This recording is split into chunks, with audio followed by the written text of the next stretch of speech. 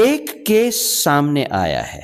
ऐसे कई केस होते रहते हैं अपरेंटली, और वो दब जाते हैं। किसी को पैसे दे दिए जाते हैं, किसी का मुंह बंद कर दिया जाता है।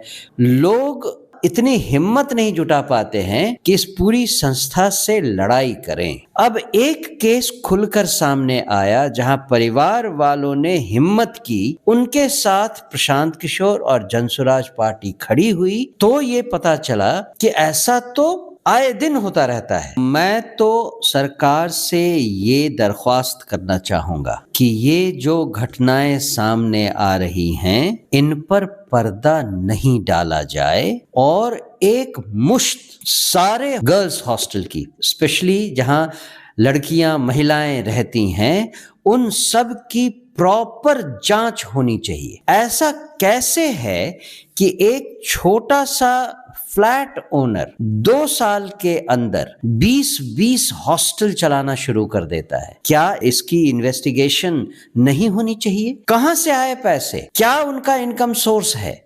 और कैसे इतना रैपिड प्रोग्रेस कोई भी व्यक्ति कैसे कर सकता है जब तक कि इसमें कोई ना कोई इलीगल काम नहीं हो रहा है? और सरकार के पास तो सारे दांव पेच हैं।